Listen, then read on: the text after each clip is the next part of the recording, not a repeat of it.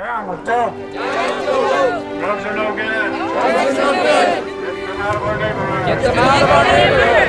Gangs are no good. Gangs are no good. We are in the process now of electing a great county attorney for Maricopa County, and that's going to be Tim Nelson.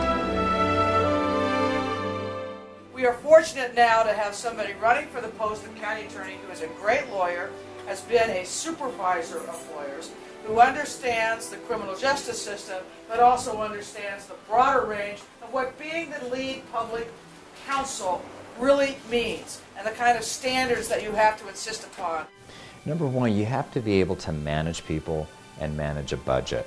I think those two things he has major competency in. Tim is one of the best dads you would ever meet. I mean, he really is, spends so much time with them, teaches them great values. Most recently, a little girl who needed a liver transplant get access coverage for it. The access went from not being willing to cover the procedure 48 hours later with the help of Tim's intervention to helping this little girl get a new liver. So he's a great guy. He will do the right thing, not what is politically expedient at the time. I've seen Tim in action. He actually helped me push through legislation to oppose high-level sex offenders clustering in neighborhoods. And this is a really important point. He has been rated what they call an AV-rated lawyer, which means that he has been deemed by his peers to have the highest ethical standards and the highest legal quality. He's competent, he works hard, and he has a good heart, and I think that's what you want in a public servant. Seeking justice rather than headlines. I was responsible for holding big tobacco companies accountable for their obligations to our state under the Tobacco Settlement Agreement. I think Tim is one of the smartest people we know, one of the hardest working people you know, but most importantly, his heart is in the right place. He really wants to stand up for the people of Maricopa County. He'll do a great job as Maricopa County attorney. And as the governor mentioned, I won a $217 million settlement from Arthur Anderson for cheating our seniors out of their retirement funds in the Baptist Foundation scandal. And then there's my son who doesn't really get this race all that well. I'm a marathon runner. The other day I was lacing up my shoes to go for a run, and my son came up to me and he said, "Daddy, are you running for county attorney again?" I will close with one last quote from my 6-year-old son, who the other day asked me about, he said, "Daddy, how are things going on the Champagne trip?"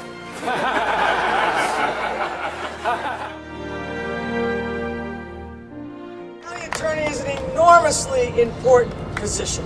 It is the county attorney who decides what criminal justice priorities will be set. It's the county attorney who decides who will be charged and who will not be charged. It's the county attorney who's responsible for hiring prosecutors. It's the county attorney who's responsible for protecting the rights of crime victims in our county. It's the county attorney who's one of the leading faces of public safety. And because of those enormous responsibilities, the county attorney has enormous powers. The power to subpoena, the power to serve warrants, the power to use the grand jury. And I've been a prosecutor myself, both as United States Attorney and as State Attorney General. And there really is almost no public office in which we invest so much than in our public prosecutors. He will combine those two things, experience and judgment. That's why I'm asking the people of Maricopa County to support him. We need people of Tim Nelson's caliber of public service. We need Tim Nelson as the Maricopa County attorney. And it seems to me there are 5 core things we ought to expect from a county attorney. First, someone who's going to put public safety first and make sure that we are convicting the criminals who live among us. That's got to be first and foremost, right? Second, we need a county attorney who's going to give legal advice, good legal advice, to all our county agencies. That's pretty basic. Third, we want someone who's going to do justice, who's going to stand up for justice, for equal rights for all Americans in our county, and do the right thing so that we have a system we can believe in. Fourth, we need someone who's going to be a good steward of our taxpayer dollars and our public resources. And finally, we want someone who can unite us as a community, who can inspire confidence in law enforcement. Arizona families have a right to be assured that dangerous criminals who live in this county are caught by our brave law enforcement officials and prosecuted aggressively, convicted, and locked away. Andrew Thomas has betrayed that trust and threatened our public safety through his mistakes and misguided policies that have left our county less safe. Andrew Thomas has been a failure on all 5 of these issues. All 5. On public safety, we've got a justice system right now that has allowed 40,000 unserved warrants to go, felons to go unserved. 200 of these are for murderers.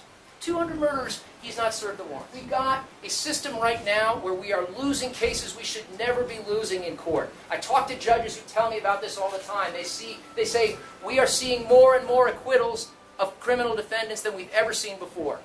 And although Thomas tries to tell us that there's different data, if you look at the data from the Public Defender's Office and the Office of the Legal Advocate, who have kept track of every single case they have tried over the course of the last 20 years, you see this.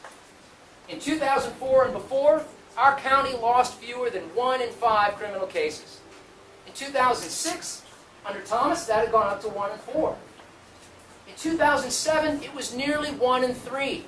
31.5% of the indigent criminal defendants in this county got acquitted on every single charge.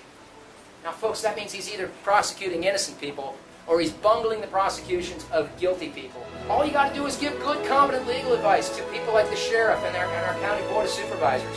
Let me give you some examples of legal advice that's gone astray.